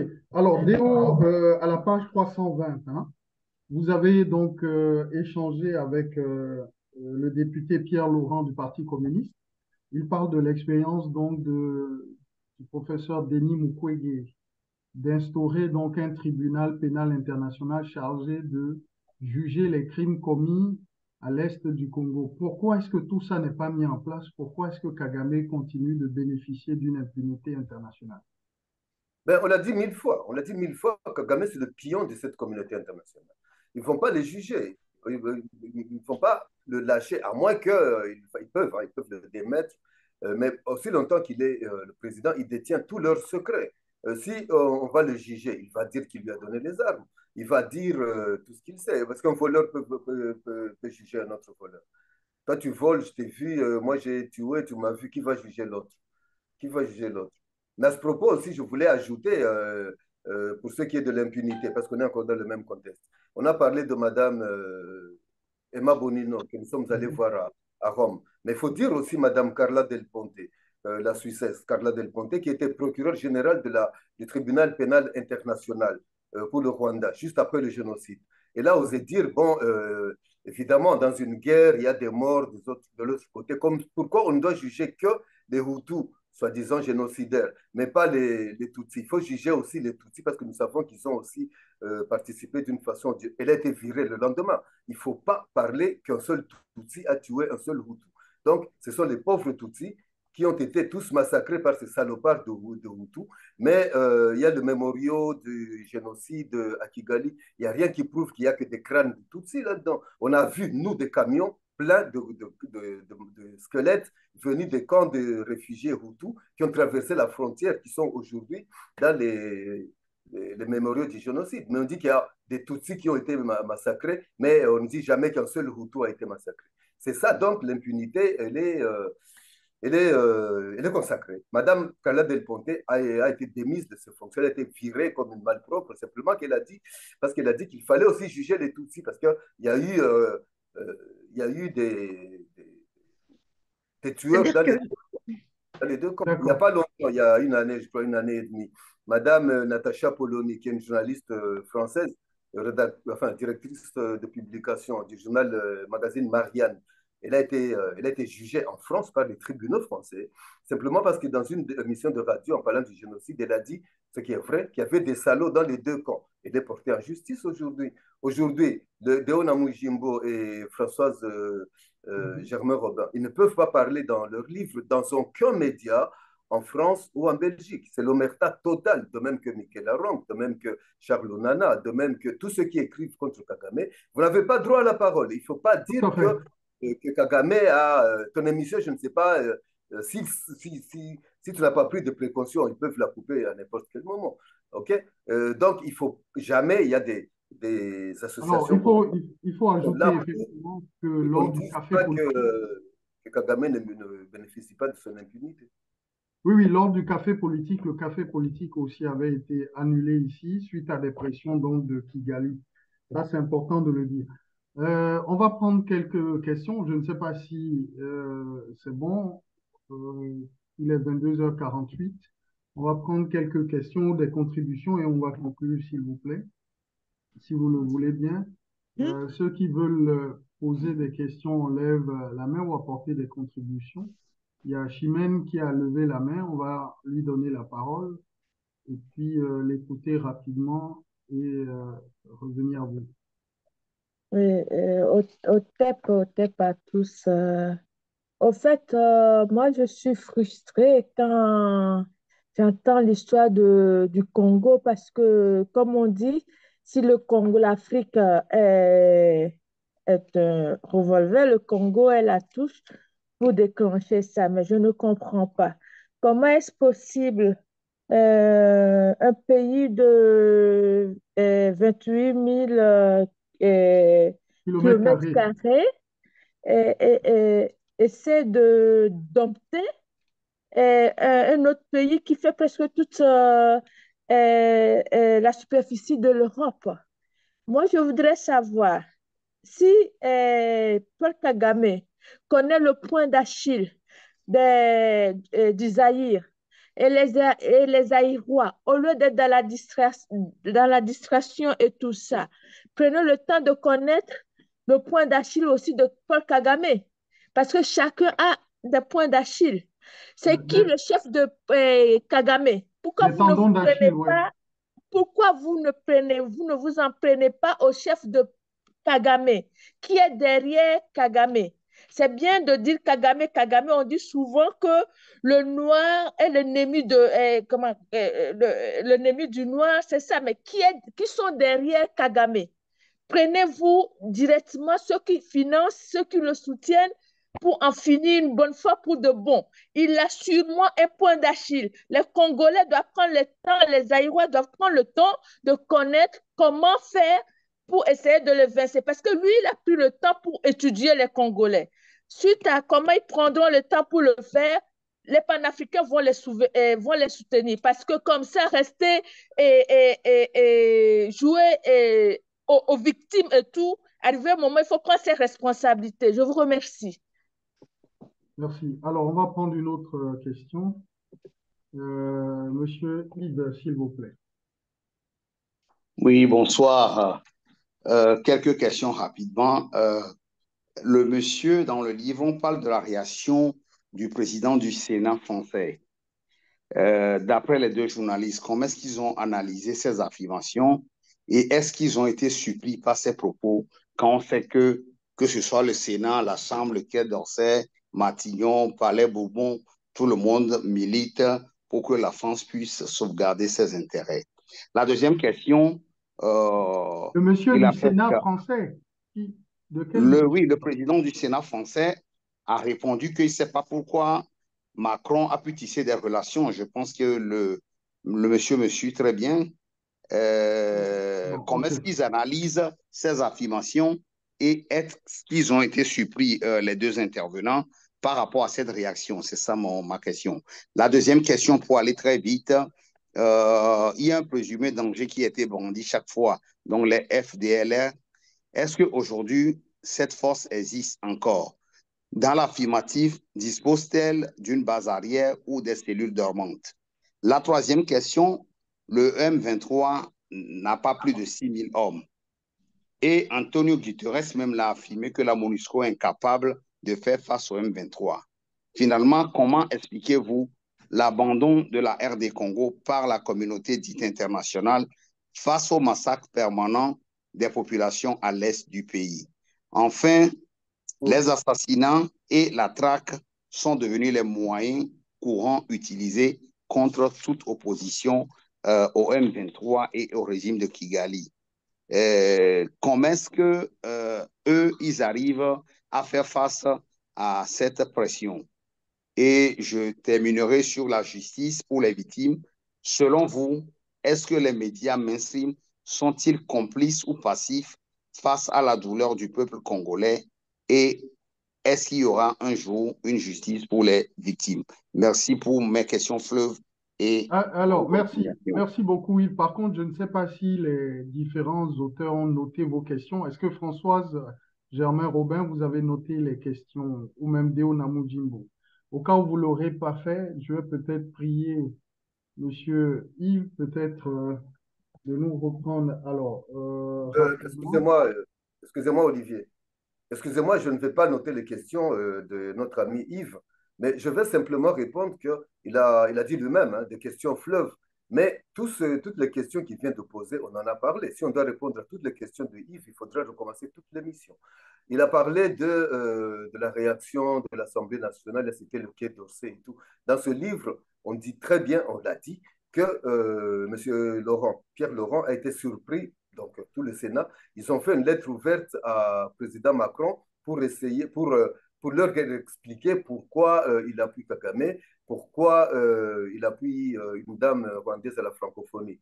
On n'est pas au courant s'il a déjà répondu ou pas. Et les autres questions, je crois qu'on en a déjà parlé longuement, où M. Yves nous a pris en retard, où il n'a pas bien compris les questions. Mais s'il faut commencer à répondre à tout, il faudra recommencer. Non, non, mais Deo Nabunjibo, s'il vous plaît, on ne va pas reprendre toute l'émission, évidemment, mais de façon synthétique, on peut, voilà, il y a donner certaines précisions ou revenir expliciter là-dessus. C'est Je important veux bien, aussi. je veux bien à propos de Pierre Laurent, le vice-président du Oui, mais Sénat. il y avait une toute dernière question que je voulais prendre d'abord, finir la série des Oui, questions, et puis d'accord. ensuite je vous donne la parole. Il y a M. D'accord. Ben Jagba qui est un tout dernier qu'on va prendre. Monsieur Ben Jagba, c'est à vous. Est-ce que vous pouvez activer votre micro? Ouais, ouais, je l'ai activé. Au fait, j'ai écouté les uns et les autres. Oui. Toutefois, il y a une vérité qu'on doit se dire. Moi, je voudrais dire que la liberté du Congo commence par la destitution de Paul Kagame. Mhm. Parce que quand nous analysons l'histoire du Congo, il faut reconnaître que le Congo a joué un grand rôle dans la Deuxième Guerre mondiale. C'est du Congo que sont parties les quantités de minerais pour fabriquer les bombes, là, pour détruire le Japon et autres. Donc, Paul Kagame joue au fait le rôle du gardien du pot au lait que constitue le Congo pour ces pays. Si nous nous mettons à aujourd'hui accuser la France, ce n'est pas la France. Les États-Unis d'abord, numéro un. La France n'est qu'une partie de l'iceberg. Les États-Unis jouent un rôle principal dans la destruction du Congo. Parce que entre les États-Unis et la France, il y a un grand contrat qui a été signé en 1960. La France a donné, les États-Unis ont donné tous les moyens nécessaires à la France pour agir. Si je dis moyens nécessaires, il y avait cet accord de partenariat qui est caché dans le coffre-fort de la diplomatie internationale, poussant la France à agir au nom des États-Unis. Bon, appeler aujourd'hui la France comme le premier ou bien la première cible n'est pas l'idéal, c'est les États-Unis. Au début du règne de Paul Kagame, il faut reconnaître que les États-Unis ne l'avaient pas aimé au début. Mais comme il a accepté de jouer ce rôle du gardien de pot au lait, et il le joue très bien aujourd'hui, donc tout ce qu'on doit faire contre la France, plutôt appliquant des mesures idoines contre les États-Unis. Et merci. D'accord, ok.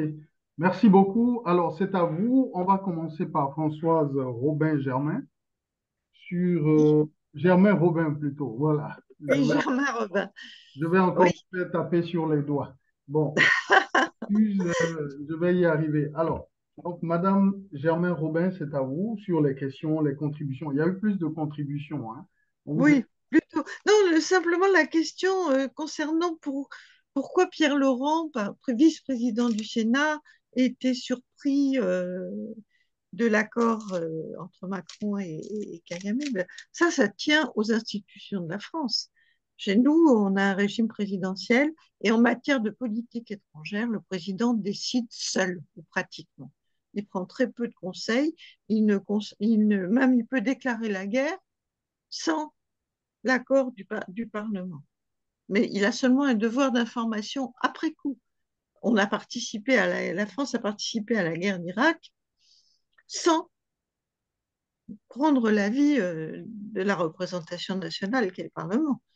On informe après. Ça, c'est les institutions françaises. Donc, Monsieur Kagame peut décider de rompre avec tel ou tel chef d'État ou de se réconcilier avec lui.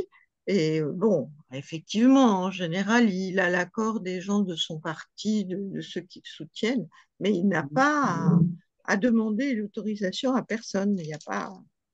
Donc voilà, le Parlement, Alors, il est ok. mis sur le fait accompli. Alors, en ce qui concerne le point faible de Kagame, moi, je ne sais pas ce qu'on veut dire par là. Son talon d'Achille sur lequel aujourd'hui on pourrait agir peut-être pour l'affaiblir et l'amener à respecter la démocratie, l'état de Oui, eh droit. ben justement, je pense que son talon d'Achille, c'est le fait qu'il foule complètement au pied les droits humains. Ça, c'est son talon d'Achille.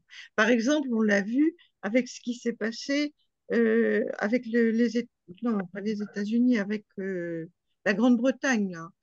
L'ancien Premier ministre britannique qui avait passé un accord pour envoyer tous les réfugiés dont il ne voulait pas au Rwanda. Et ça a été tellement considéré comme scandaleux qu'il y a eu un mouvement d'opinion qui s'est levé en Grande-Bretagne contre ça et qui a fait échouer le projet. Je crois que le projet, maintenant, il est abandonné parce que la justice s'en est mêlée, les tribunaux de droits de l'homme s'en sont mêlés, le tribunal européen, etc. Donc ça, oui, le fait qu'il foule au pied les droits de l'homme et qu'il utilise l'assassinat, la répression, l'invasion des pays voisins comme le Congo, ça, c'est effectivement son point faible. Parce qu'on peut mobiliser les opinions contre cette attitude et même les États-Unis ont été choqués ces derniers mois et les 2 dernières années. D'accord. Donc c'est ça le point faible, mais j'en vois pas d'autres, hein, Ok. personnellement. Question suivante, s'il vous plaît. Je crois que vous avez répondu à peu près aux autres questions. On va donner la parole à euh, Deona Mujimbo rapidement avant de prendre Monsieur Moat Kanedji. Deona Mujimbo, sur les questions, sur les contributions, point faible de Kagame, pour vous, c'est lequel? Bah, je ne sais pas ce que je peux dire. Comme tout être humain, M. Kagame doit avoir des points forts et des faibles, comme des points faibles. Mais son principal point faible, je crois que c'est ça. Son aura, si je peux dire. Ça veut dire que c'est un, je peux dire avec le respect que je lui dois, c'est un monstre sans cœur. Ça montre son cœur il pense que, comme Mobutu, hein, comme tous les dictateurs, il pense qu'il est intouchable, qu'il est inamovible. Mais on peut dire aujourd'hui qu'on commence, même ceux qui l'appuient, commencent à voir qu'il n'est pas vraiment ce qu'il pensait. Mobutu, on s'est servi de lui pendant 30 ans parce que les États-Unis, donc le monde occidental, devaient combattre. C'était la guerre froide.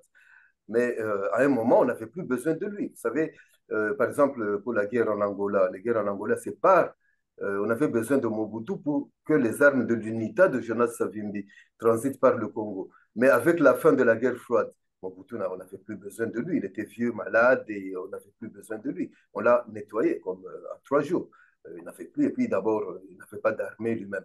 Donc, Kagame, je crois que son point faible, on n'a pas encore découvert, mais il va lui-même, je ne suis pas prophète, hein, mais il va lui-même précipiter sa chute parce que il se croit, Mobutu disait, je suis un aigle tellement haut, l'aigle vole tellement haut que la baffe du crapaud ne peut pas l'atteindre. C'est ça aussi qui est Kagame, mais il va finir par faire une erreur qui sera fatale. Je me demande dernièrement là, de limoger tout son état-major, tous ceux qui l'ont mis au pouvoir. Ces gens-là peuvent faire un coup d'État contre lui. Aujourd'hui, il y a plus en plus de défections, des gens qui partent, qui ne comprennent plus le monstre qu'ils ont chapeauté pendant longtemps. Vous ne savez peut-être pas, mais il y a des mouvements au Rwanda. Les mamans rwandaises, évidemment, elle ne le dit pas à haute voix, mais elle demande à Kagame que vont faire nos enfants pour aller mourir au Congo.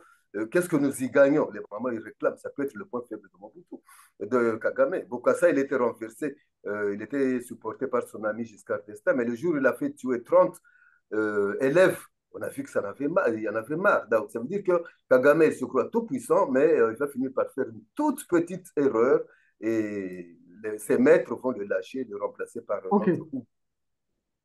Alors, je crois qu'il y avait une contribution sur le rôle des États-Unis au Congo. Est-ce que vous avez envie d'ajouter un mot là-dessus, sur la contribution par rapport à l'enjeu des États-Unis au Congo? La bombe d'Hiroshima et de Nagasaki, il faut rappeler que c'est venu à partir donc des réserves minières de Chikolobwe. Shinkolobo et Kolwezi, oui. Oui, exactement. Donc, est-ce que vous voulez ajouter un mot là-dessus sur cet élément, le caractère stratégique de votre pays depuis les années 60? Non, mais on l'a déjà dit. On a déjà dit les États-Unis, non seulement, mais aussi les multinationales. On l'a dit 1000 fois. S'il y a la présence. La répétition est parfois pédagogique. Oui, bon, donc si le Congo est en guerre aujourd'hui, c'est parce qu'il est trop riche. Quelqu'un, je crois que c'est Madame Chimène, que je salue, je ne sais pas sa nationalité, pour mettre fin à l'insécurité, à la guerre au Congo, je ne sais pas comment ça peut se faire. Enlever tous ces minerais et tout, on sera en paix. Il y a des pays dont on ne parle jamais parce qu'ils n'ont aucune richesse, ok, en Afrique. Mais le Congo est tellement riche qu'il sera toujours en guerre parce que tous les jours, je vous dis, on découvre toujours de nouveaux minerais dont les industriels auront besoin et tout. On vient de découvrir le lithium. Mais monsieur, enfin, les voitures Tesla, ils ont besoin de lithium. Partout où il y a le lithium, demain, il y aura la guerre, il y aura d'autres M23 ou d'autres qui seront créés pour le lithium. On ne sera jamais en paix tant qu'il y aura les richesses au Congo. C'est comme ça que je vais vous répondre, Madame Chimène, Ok. et à tous les. On va prendre donc Moat Kanedje. Est-ce que vous pouvez activer votre micro? Ce sera le tout dernier et on va conclure. Bonsoir à tous et merci pour la parole. Je voudrais dire merci et dire toute la bienvenue à ces nouveaux documents de Messieurs Deo qui vient s'ajouter bien sûr à beaucoup d'autres. Je pense notamment à celui de Charles Onana. Franchement, toutes ces informations sont très utiles à tout le monde qui suit de près et qui se soucie de cette situation très terrible. Je dis donc merci et je suis prêt à m'en procurer un extrait. Si quelqu'un d'autre est en train d'écrire, je ne peux que les encourager. Alors, ici, je voudrais en même temps dire que nous avons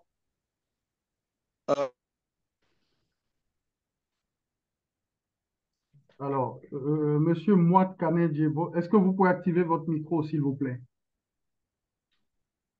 On l'a perdu entre-temps rapidement pour qu'on conclue. Son micro a été désactivé. Alors, on va peut-être continuer rapidement. Donc, sur le livre, hein, il y a... Oui, excusez-moi, j'ai eu des soucis. Il y a quelqu'un qui m'a appelé sur mon portable. Alors, je disais que nous avons quand même suffisamment entendu, où je veux dire que, bon, nous nous sommes beaucoup plaints, nous avons beaucoup dénoncé. Et loin de moi, l'idée de dire qu'on en a trop, on en a assez. Non. Alors, ce que je voudrais dire, c'est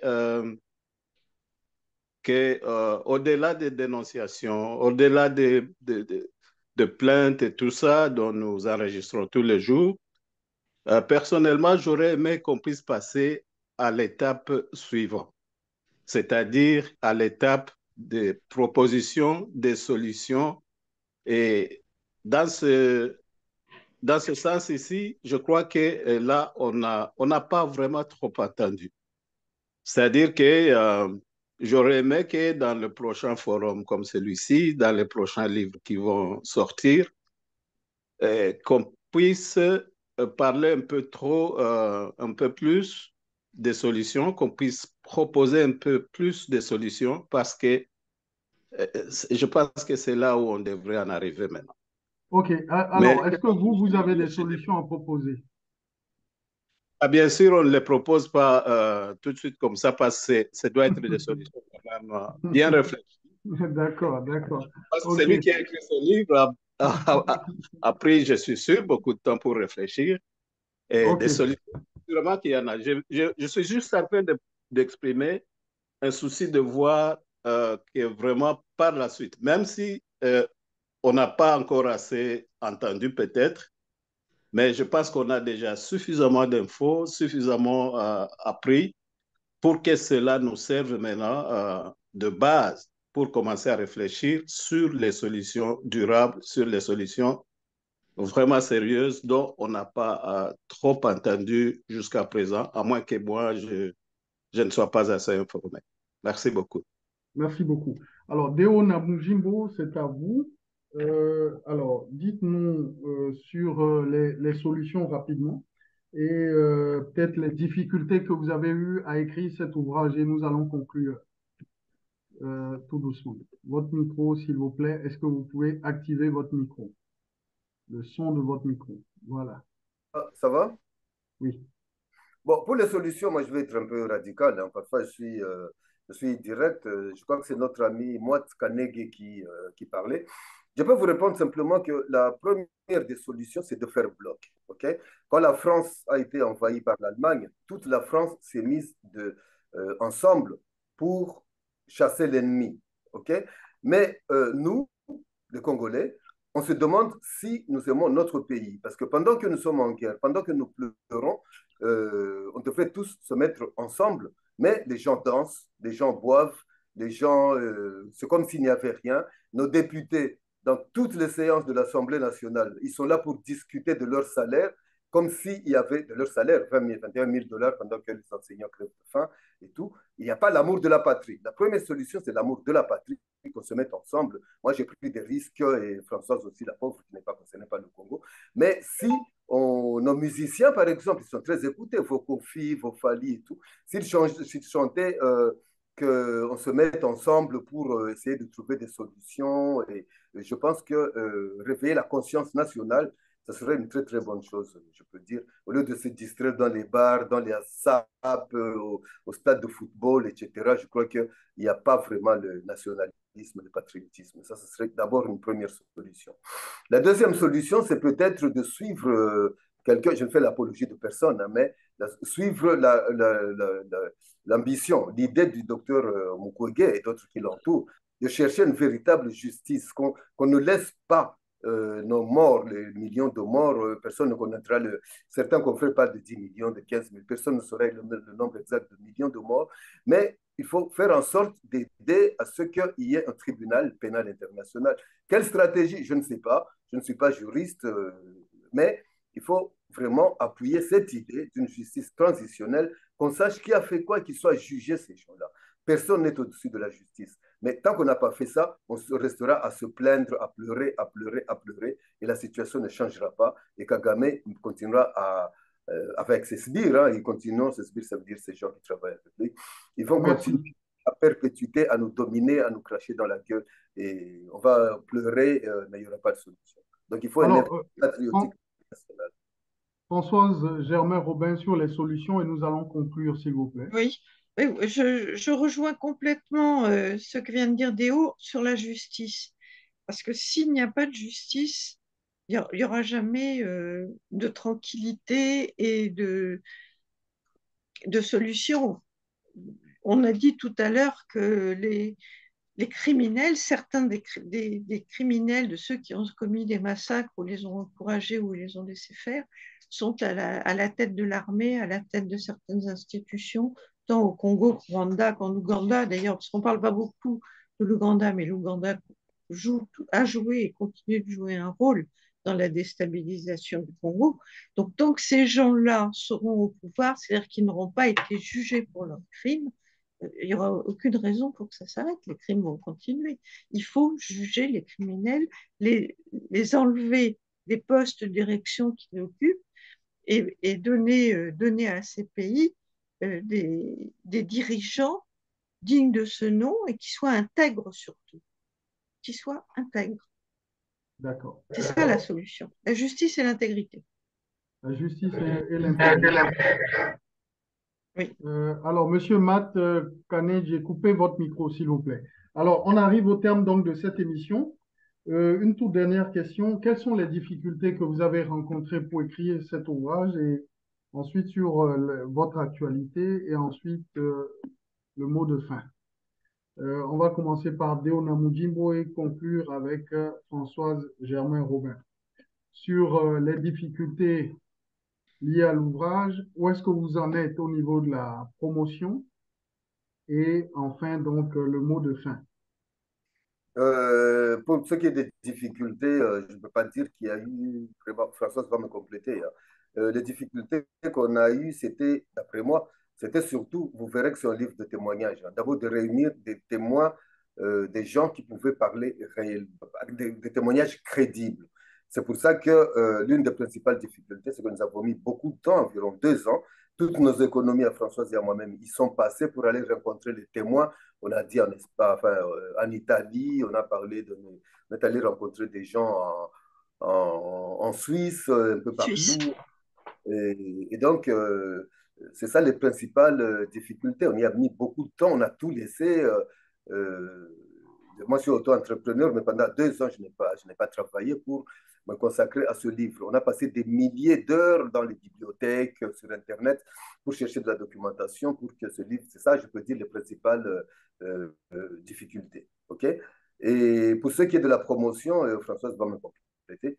Pour ce qui est de la promotion, on vous a dit on a jusqu'à aujourd'hui beaucoup de mal parce que on ne veut pas que nous parlions de livres dans la presse aussi belge que française. On a du mal à faire la promotion de ce livre. Donc, chaque fois qu'on organise un événement, les pro-Kagame, ils vont s'arranger pour que l'événement de présentation du livre soit annulé, jusqu'à des menaces. Hein, on reçoit des menaces, pas directement, mais on les sent, et les menaces elles sont sous l'attente parce que les gens de Kagame ne rigolent pas. Voyez-vous, on le sait. Moi, en tout cas, moi, je sais que la menace peut venir de n'importe où. Mais bon, on ne sait pas, c'est Dieu qui protège, quoi, voyez-vous. C'est une des difficultés, c'est Dieu qui protège. Moi, pour la vérité, je dis toujours en riant, au Congo, dans mon pays, l'espérance de vie est de 42 ans. Moi, j'ai 64 ans, ça fait longtemps que 20 ans que je triche avec la mort. Ça peut arriver, mais pour la vérité, je ne sais pas, bon, je ne fais pas, c'est pas un suicide, hein, je ne suis pas Jésus-Christ, je pense que Jésus s'est suicidé, il connaissait son ennemi, mais il est allé se livrer à la croix. Je suis chrétien, je m'appelle Diocratias, mais je ne prêterai pas le flanc, mais c'est une vraie difficulté. Je sais que l'omerta, il est complète. Vous aussi, Sidika, quand vous faites vos émissions, il y a toujours des embûches, je ne veux pas que vous parliez de Kagame. Et donc, voilà ce que je voulais dire en résumé pour répondre à votre question. OK, alors, très bien. Françoise Germain-Robin, sur les difficultés éventuellement aussi et sur la promotion où vous en êtes et sur le Sur mot les, de... non, les difficultés, en fait, bon, c'est des difficultés normales, hein, ce qu'a dit Léo, là, pour aller chercher les témoins, les rencontrer, se déplacer pour aller les voir, etc. Mais ça, pour moi, c'est pas vraiment des difficultés, ça fait partie du travail d'investigation d'un journaliste. C'est ce que j'ai fait toute ma vie et c'est ce que j'aime faire, donc ça va, c'est bien, je suis prête à continuer. Mais par contre, les difficultés de promotion du livre, ça c'est sérieux parce que effectivement, les médias n'en parlent pas, que ce soit la presse écrite ou que ce soit les télés, les radios. On a eu très peu d'écho jusqu'à maintenant et il n'y a pas que nous, hein. Vous avez parlé de Charles Nana, de Michael Rong, de Judy Rivers, tous ceux qui ont écrit sur ce sujet ont beaucoup de mal à passer la ronde, sauf un, évidemment, qui a eu tous les micros ouverts et les télés allumées pour dire ce qu'il a dit dans La Traversée, Patrick de Saint-Exupéry. C'est ça qui nous a en fait amené à lui répondre avec notre livre. Là où il n'a rien vu, nous, on a vu. Tout à fait. Tout à fait. Alors, je vais, je vais terminer donc cette émission en remerciant les autres, les uns et les autres, surtout en nous excusant auprès de Monsieur Yves, qui également a essayé de poser une question, mais que Déo a estimé avoir répondu, mais on a essayé de revenir là-dessus, sur la question des FDLR, sur la question aussi du Sénat français avec Pierre Laurent, et puis d'autres thématiques y afférentes. Donc, toutes nos excuses. Ce n'est jamais évident un direct. Le direct a commencé dans des conditions très difficiles, avec beaucoup de retard, et nous voudrions vraiment nous en excuser. Une toute dernière question. Quelle est aujourd'hui, puisque vous avez beaucoup enquêté sur le terrain, quelle est la situation des réfugiés? Est-ce qu'il existe encore des camps de réfugiés à l'Est? Que sont devenus ces réfugiés? Est-ce que vous pouvez nous en dire un mot, Deo Namujimbo, ensuite Françoise, et on va conclure. Vous parlez de quels réfugiés? Les réfugiés Hutus? Les réfugiés à l'est du Congo, est-ce qu'il en existe encore? Est-ce qu'il y a des camps de réfugiés au jour d'aujourd'hui, puisqu'il y a toujours la question Oui, de bien sûr, il y a des l'insécurité? camps de réfugiés. On les a vus, notre dernier voyage au Kivu, à Goma, autour de Goma. Il y a des immenses camps de réfugiés qui sont des gens qui ont fui les exactions du M23 Mhm. depuis plus d'un an et D'accord. qui sont au pied du volcan et qui sont dans la misère la plus totale, qui n'ont pas suffisamment de nourriture, parce que la communauté internationale se mobilise assez peu, hein. Elle a commencé à se mobiliser un peu ces derniers mois. Il y a eu, mais le programme alimentaire mondial dit que c'est une situation extrêmement difficile et dangereuse, à la limite de la famine. D'accord. OK. Alors, comme là, il y a un tout dernier qui veut peut-être apporter un élément, est-ce que Monsieur Eugène est avec nous? S'il est avec nous, je lui donne la parole rapidement. Est-ce que vous pouvez activer votre micro et nous allons conclure, s'il vous plaît. Eugène, euh, est-ce que c'est possible d'activer votre micro? Parce qu'il nous faut conclure, s'il vous plaît. Parce qu'il dit avoir des difficultés pour lever la main. Eugène, Oui, je vous écoute, Olivier. est-ce que vous pouvez y aller très rapidement, s'il vous plaît? On doit conclure. Donc, très rapidement, en fait, je félicite sincèrement Deo Namujimbo et Françoise Germaine Robin, Germaine, c'est ça? Oui, Germain Pour Robin. Germaine Robin, pour le livre que je n'ai pas encore lu, mais que je vais lire avec attention. Je, je pense que j'ai juste une petite remarque, pas une remarque, mais une petite observation relative à ceux qui sont derrière Paul Kagame et la façon dont, quelquefois, on a bien sûr développé le sujet selon les connaissances ou ce qui est dit généralement. C'est que c'est bien qu'on l'a fait remarquer que Paul... Mais en fait, ce qui se passe à l'est du Congo, l'assaut sur le Zaïre, est un plan que certainement Deon Namujimbo connaît, qui n'est pas de Paul Kagame, mais plutôt de Museveni.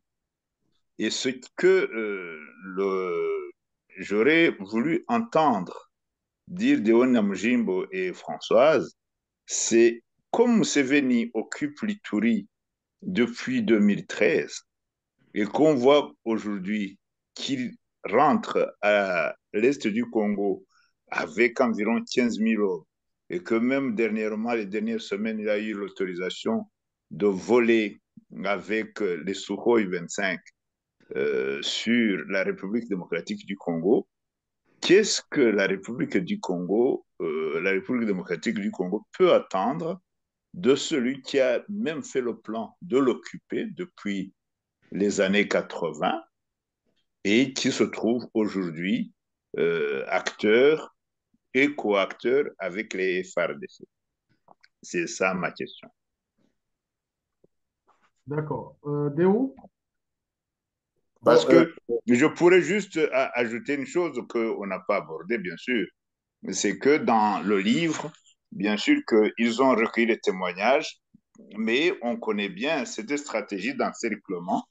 Et j'ai l'impression que le Congo, encore une fois, se fait encercler par ceux qui veulent le balkaniser, ceux qui veulent l'engloutir. D'accord, ok. Je vous remercie. Merci beaucoup, Eugène. Déo, c'est à vous. En 2 minutes, rapidement, et on va conclure sur la question de Eugène, s'il vous plaît. Bon, écoutez, je dois reconnaître que je n'ai pas bien compris la question de Jeanne. Enfin, c'est toujours l'actualité. Museveni, il est encore comme Kagame, hein, ils sont encore appuyés beaucoup plus fort pour balkaniser encore plus, pour piller encore plus d'Ituri et le reste de l'Est du Congo. Donc, je ne vois rien de nouveau à ça. Chaque fois que je disais, chaque fois qu'on découvre de nouvelles richesses, les grands de ce monde, comme on dit, arment encore plus le Rwanda et l'Ouganda pour s'occuper.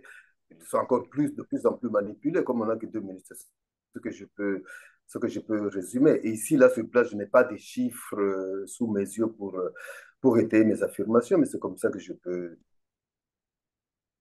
résumer, à moins que Françoise ait plus de précision. Non, j'ai pas de chiffres non plus. J'ai pas de chiffres non plus. Ce que je sais, c'est que pratiquement une nouvelle fois, toutes les armées d'Afrique se retrouvent en Ituri, au Kivu, dans toutes les provinces de l'Est, soit légalement en vertu d'accords passés avec le gouvernement congolais, soit illégalement parce qu'ils envoient, comme le Rwanda et l'Ouganda, maintenant, je crois qu'ils font partie des forces qui sont autorisées légalement à venir soutenir les femmes. Mais toutes les armées d'Afrique pratiquement se retrouvent sur le territoire du Kivu et du Congo. Et je ne pense pas que ce soit une solution. En tout cas, c'est un aveu de faiblesse absolue de la part du gouvernement congolais. Ça, c'est une chose qu'on peut dire, puisqu'ils sont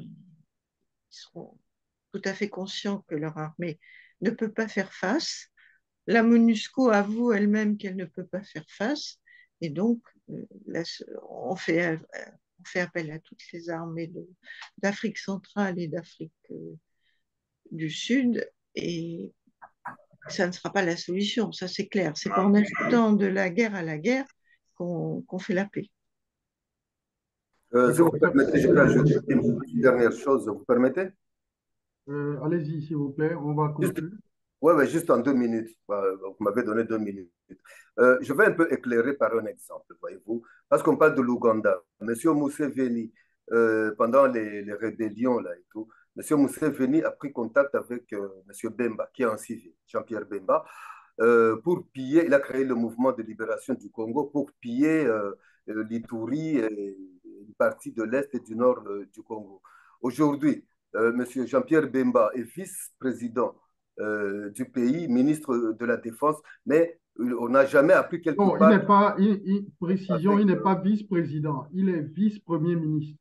Vice-premier ministre, excusez-moi, ouais. Et donc, ce que je veux dire, c'est quoi? C'est qu'on ne peut pas compter sur, parce qu'on revient sur les autorités militaires et tout. Donc, M. Bemba, il n'a jamais dit qu'il avait divorcé avec monsieur Museveni. Ça veut dire qu'aujourd'hui encore, même les fonctions qu'il occupe, il peut encore se retourner contre le peuple, il peut encore se retourner contre le gouvernement. On est dans un cercle vicieux. On ne sait pas sur qui compter ou Même chose, c'est parce que je parlais des généraux qui ont été nommés par Kagame, ce n'est pas eux qui vont combattre Kagame, leur chef. Ils font rapport à M. Kagame. Jean-Pierre Bemba, je pense, hein, je ne suis pas au ministère de la Défense, mais il parle encore avec M. Museveni, moi je pense. Donc ce n'est pas de là que viendra la solution à nos problèmes. Merci pour la réponse. Alors, on va conclure, s'il vous plaît. Deona Mujimbo, votre mot de fin, où est-ce qu'on peut trouver l'ouvrage, s'il vous plaît? Alors, j'ai vu la question qui défilait, c'est très simple. L'ouvrage, où est-ce qu'on peut le trouver et où est-ce qu'on ne peut pas le trouver? Oui. En France, en Belgique, en Suisse, le livre est dans toutes les librairies. Vous entrez dans n'importe quelle librairie. Moi, je l'ai vu, je suis à Bruxelles pour le moment, mais je vais rentrer chez moi demain. Même à la FNAC, dans les gares, on trouve le livre. Vous entrez dans n'importe quelle librairie. Si le livre n'est pas là, vous demandez au libraire, il va vous dire comment le commander, vous l'aurez dans 2 ou 3 jours. OK? Ça, c'est donc. Le livre, vous le trouvez aussi commandé sur Amazon ou sur le site de l'éditeur, le site vous aurez le livre. Alors, ça, c'est en Europe. Chez nous, dans nos pays, il est très difficile parce qu'au Congo, il n'y a pas de librairie et puis les gens sont trop pauvres pour avoir les livres. Ceux qui sont au Congo peuvent demander à leurs amis, leurs frères qui habitent en Europe, qui vont l'acheter et le leur envoyer là-bas. En attendant, nous sommes là-dessus avec Françoise et d'autres partenaires que je ne peux pas citer ici. On est en train de voir comment on peut faire réimprimer le livre au Congo à moindre coût, de façon que les gens puissent l'acheter. C'est 23 euros, c'est la nourriture de toute une famille pour tout un mois. Les gens n'ont pas d'argent pour payer un livre à 23 euros. On est en train de voir comment le disponibiliser par rapport au pouvoir d'achat des Congolais. Donc le livre, il est trouvable partout, facilement. Il suffit d'aller sur les sites Internet ou dans les librairies en Europe. Il y a chaque jour des gens qui voyagent de Bukavu, de Kinshasa pour l'Europe. Demandez-lui de vous ramener un livre, il pourra le ramener. Ou vous achetez sur Internet, mais là, je ne sais pas si Amazon peut vous expédier le livre jusque-là, mais il est en librairie. C'est tout ce que je peux dire.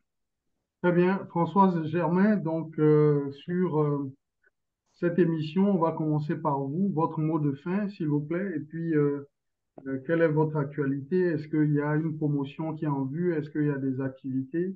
Et ensuite, votre mot de fin, votre mot de conclusion de cette émission. Bon, ben déjà, moi, la première chose, je suis ravie d'avoir été invitée à participer à cette émission parce que toutes les occasions de parler du livre et de faire une promotion sont bonnes à prendre et en particulier, comme vient de le dire Déo, à l'intention du public congolais qui a du mal à se procurer le livre. Apparemment, beaucoup de personnes nous l'ont dit. Donc, j'espère qu'on aura beaucoup d'émissions de ce genre. C'est une bonne occasion de parler de nos travaux et des travaux que nous allons continuer d'ailleurs dans la même veine parce que nous avons fait une enquête à sépulture à cause de la guerre.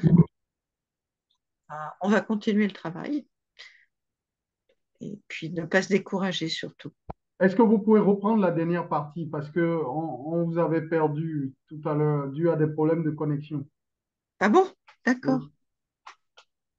Bon, ben je disais que cette émission, donc, je suis très contente d'y avoir participé et que j'espère que ce genre d'émission va se multiplier parce que c'est une façon d'atteindre le public congolais qui a du mal à se procurer les livres, notre livre et les autres d'ailleurs, et que nous, notre intention est de continuer le travail, de toujours creuser ce sillon parce qu'on est très loin d'avoir une solution, donc il faut sans cesse remettre l'ouvrage sur le métier. C'est ce qu'on va continuer à faire en travaillant sur les interviews qu'on a faites à l'hôpital Panzi, à la Fondation Panzi, avec des femmes et des hommes qui ont subi les viols et la violence de la guerre.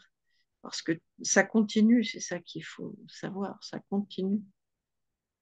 Le drame continue tous les jours. Et donc, nous, on doit continuer aussi à en parler. Tout à fait. Tout à fait. Merci donc à vous. On va finir avec Deona Mujimbo, votre micro. Est-ce que vous pouvez l'activer, s'il vous plaît? et puis également vous donner votre conclusion pour cette émission. Alors, ma conclusion sera comme pareil, hein, sera analogue à celle de Françoise Germain-Robin, mon amie et ma co-autrice. C'est vous remercier, hein, c'est remercier Sibican, vous remercier Olivier. D'abord de nous donner la parole, parce qu'on voit que vous ne marchez pas dans cette logique de l'omerta, vous voulez savoir la vérité et en faire profiter le plus grand monde possible.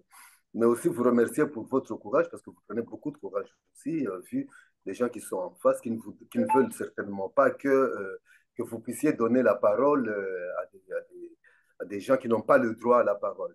Merci beaucoup. Et pendant que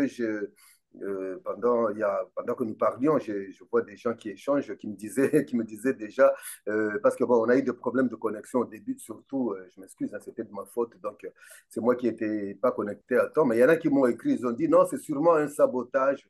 Ça veut dire que l'omerta, maintenant qu'il y a un omerta, il y a l'omerta, donc on suppose qu'il y a certaines personnes, bon, on peut les citer, Kagame est sur Pegasus.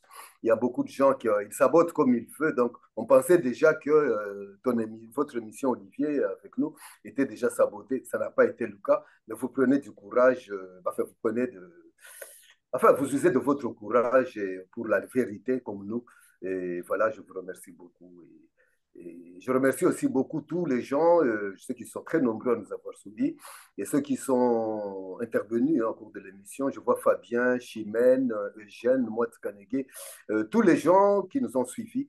Je les remercie et j'espère qu'ils auront l'occasion de se procurer ce livre, non seulement parce que nous avons besoin de vendre, ce n'est pas ça qui nous intéresse, mais que le message passe, que les gens sachent pourquoi nous avons écrit ce livre et que le message arrive au destinataire de ce livre, parce que ce n'est que comme ça que nous pouvons peut-être espérer changer les choses en sachant ce qui s'est passé, parce que si on ne connaît pas le passé, on ne saura pas où nous sommes dans le présent, et on ne saura jamais aller dans le futur, parce qu'on ne sait pas. Il y a un proverbe africain qui dit, si tu ne sais pas où tu vas, retourne d'où tu viens. Je finirai par là et je vous remercie beaucoup et bonne soirée à tous. Merci beaucoup. Alors, je rappelle donc que j'étais en compagnie de Deonamo Jimbo et puis donc de Françoise Germain Robin et non Robin Germain. Tu en Donc, fais parvenir à voilà, je vais encore me faire taper sur les doigts, mais bon, Pas du voilà, tout. c'est pour la Mais bonne pas du cause. tout. Si c'est pour la bonne cause, j'accepte qu'on me tape sur les doigts. Comme ça, je vais mieux retenir le prénom, le nom et le prénom. Merci beaucoup. Voilà donc le livre. Il est disponible sur Amazon. C'est très facile à lire. Et donc, bon, évidemment, dans une émission, on ne peut pas épuiser un livre quand même de 370. 365 pages, comme les jours de Voilà. l'année. Comme le jour de l'année, on ne l'a pas fait exprès. Voilà, donc 365 pages, mais on aura l'occasion de vous réinviter parce que l'actualité est toujours très, très riche dans la région des Grands Lacs.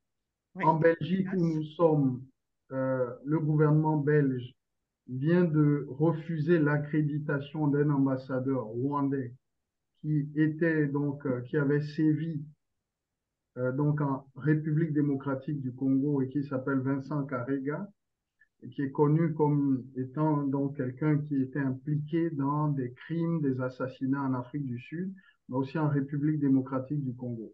Grâce à la forte mobilisation des Africains de tous bords en Belgique, son accréditation a été tout simplement retirée et refusée. Je crois que Voilà. c'est des petites choses comme ça qui montrent que si chacun de nous en fait sa part, je crois qu'on peut arriver à quelque chose. Absolument. Voilà. Absolument. Donc, je ne sais pas si vous avez suivi cette actualité, Déo, ou Oui, pas. oui. Moi, j'ai Ouais, suivi c'est effectivement cette l'actualité. actualité, oui. C'est Et c'est l'actualité. le point faible de Kagame, c'est que le De- jour de- où on découvre ses crimes, eh bien, ma foi, ça ne passe pas. Là, ça ne voilà. passe pas. Donc, Vincent Carrega, bon, je crois que il va se trouver un autre point de chute, mais la Belgique aujourd'hui, suite à la pression des sociétés civiles et de plus en plus des Africains, a compris qu'il vaut mieux de plus en plus défendre l'état de droit, la démocratie, les droits de l'homme, et la dignité de la personne humaine. Et je crois que c'est dans cette optique qu'ils ont dû refuser cette accréditation. Ils se mobilisent de plus en plus pour que le Rwanda s'inscrive dans vraiment toutes ces démarches liées à la dignité humaine. Donc voilà, je vous dis merci et revenez quand vous voulez. On va faire d'autres émissions pour développer d'autres aspects de cette problématique rwandaise parce qu'on n'a pas fini. Il y a beaucoup d'aspects liés donc à Kagame et sa gouvernance, mais évidemment, le temps nous a fait défaut. La faute donc à Deo Namujimbo. Non, pardon, c'est pas uniquement à lui, mais disons qu'il est pour une grande partie. Non, je blague, mais disons que la faute à nous tous, à la technique. Non, on peut dire que c'est la faute au satellite, je ne sais pas comment ça se passe, c'est le réseau qui n'était pas bien. Je ne sais pas si c'est parce qu'il pleut sur Bruxelles, je ne sais pas, mais en tout cas, je me suis battu pour le réseau ne marchait pas, quoi. C'est pas ma faute. Je voulais bien être là. Je m'excuse encore une fois pour ces désagréments. Non, il n'y a pas de souci. Je crois que on va vous équiper en un téléphone Water Resist Dieu vous entende. Voilà, qui résiste à la pluie et à l'eau. Comme ça, même s'il pleut, vous aurez la connexion. Merci beaucoup, Françoise Robin Germain. Et je nous dis donc bonne soirée à tous. Et on va se quitter avec Pierre Akédengue, que nous aimons beaucoup, qui est un grand panafricaniste du Gabon. Nous avons souvent plaisir à considérable. Il prit congé de la chouette qui s'arracha les cheveux de douleur. Bonne soirée à tous. S'embarqua dans son bateau, mu par un bois du pays. Il croisa les hommes de part qui se nourrissent de sang, se tournent les dents assis sur des bancs de sable, pendant que les femmes chassent hippopotames et crocodiles dans le pays considérable. Et pour la première fois, il arriva dans la ville du pays. C'était un jour de marché, il vit beaucoup de gens marcher et marchander.